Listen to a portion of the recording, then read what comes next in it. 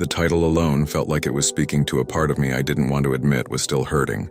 Forgiving what you can't forget. It echoed some pages in my life I've never fully closed. I was drawn to this book not because I felt ready to forgive, but because I was tired of carrying the weight of what I hadn't. I knew Lysa had walked through deep betrayal and grief, and I needed to hear from someone who understood that forgiveness isn't easy, tidy, or quick. I didn't expect to feel so understood or to cry quietly while listening, but I did. These are the 7 beautiful lessons I carried from the book. 1. Forgiveness is not approval, it's freedom.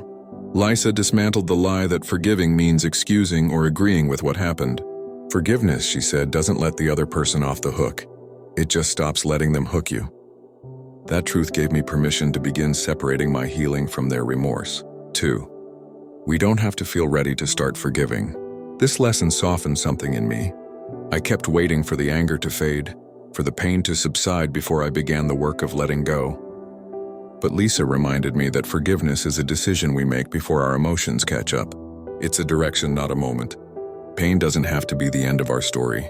There were parts of her story that mirrored mine in ways I didn't expect.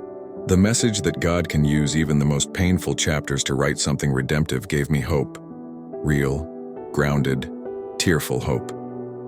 4. Boundaries are not betrayal. I used to confuse forgiveness with reconciliation, that if I forgave someone, I had to let them back into my life. But Lysa gently and firmly separated the two. Forgiveness is about my heart.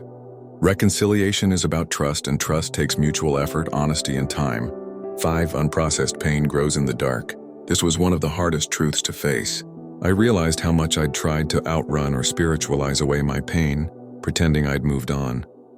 But pain doesn't dissolve, it festers. The book taught me that naming our pain and bringing it into the light is the beginning of real healing. 6. Forgiveness is more about obedience than outcome. Lysa's faith-filled honesty helped me see forgiveness as an act of trust in God, not just a therapeutic exercise. It's not about ensuring a peaceful resolution, it's about saying, God, I'll let you handle justice. I'll take the next brave step toward peace. You don't have to forget to be free. I love this final reminder. The memories may never vanish. The scars may never fully fade. But forgiveness allows us to stop living inside the moment we were hurt. We can remember and move forward. We can honor our pain without being imprisoned by it. This book didn't pressure me to feel better or move on quickly. It sat with me, cried with me, and then gently nudged me toward a better way. Forgiving what you can't forget gave me language for wounds I didn't know how to articulate, and a lifeline out of bitterness that felt both holy and human.